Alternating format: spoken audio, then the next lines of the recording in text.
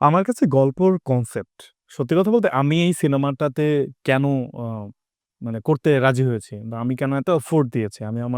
আমার চুল নষ্ট হয়ে গিয়েছে। যে চুল কালার করেছিলাম। তো মোটামুটি আমার ৫ মাসের একটা ইনভেস্ট ছিল এই সিনেমাটা। সিনেমার গল্পটার কারণে। আমাদের বর্তমান যুগে যে ধরনের ডিজিটাল ক্রাইম হচ্ছে এবং এই ছেলেমেয়েরা যেরকম এক ধরনের ইয়াং এজ সময়ে তাদের নিজস্ব ভ্যালিডিটি কে না দিয়ে ভালোবাসা, বিভিন্ন হ্যাকিং, বিভিন্ন রং জিনিসে ইনভলভ হয়ে যে একটা ক্ষতি হয়ে যাচ্ছে, এটা কিন্তু আমরা টের পাই না। আমরা টের পাই ক্ষতি হওয়ার পর যে okay, I did some big mistake. তো ওই জায়গাটাতে যাওয়ার আগেই একটা প্রিকশন থাকে না? তো আমাদের সিনেমাটার ভাষ্যটাই এটা যে আপনি অ্যালার্ট হবেন। যে কোন ইনসিডেন্ট এর কারণে আপনি বিপদে পড়তে পারেন। কোন ঝামেলার কারণে আম আপনি প্রবলেমে পড়বেন। আমরা অনেক সময় অনেকেই ট্যুরে যাই, গ্রুপ ট্যুরে যাই, অনেকে পুল পার্টিতে যায়, অনেকে নাইট স্টে করি। অনেক জায়গায় ট্রাস্ট করে ছেলেমেয়েরা যায়। তো অ সেই ট্রাস্ট নিয়ে আবার ফিরে আসতে পারে না। তো এটার পরবর্তীতে যে সিস্টেমে যে প্রবলেমস অনেক সময় বিভিন্ন জায়গায় আপনারা মেয়েরাও ফেস করেন যে ছোট ক্যামেরা লাগানো থাকে আপনারা জানেন না। ড্রেস চেঞ্জ করে ফেলেন বা আপনাদের বা কোনো সময় প্রাইভেট মোমেন্টস ভাইরাল হয়ে যায়।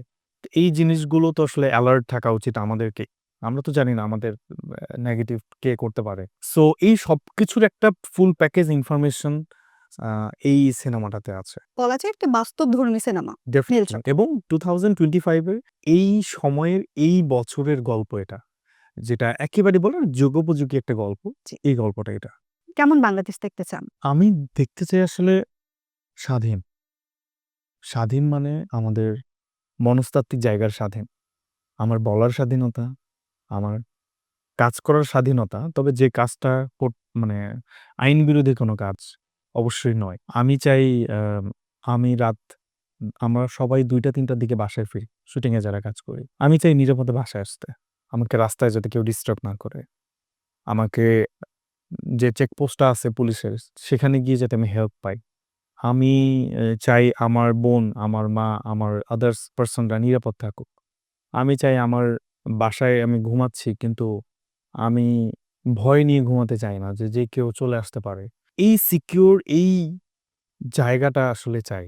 এমন একটা বাংলাদেশ চাই। আপনি যে জায়গায় আপনি নিরাপদ না, সেই জায়গায় আপনি ডেভেলপমেন্ট কি করে করবেন? আমার কাছে বেসিক আ মানে নিড এর মধ্যে সবথেকে বড় নিড যে নিরাপদ থাকা।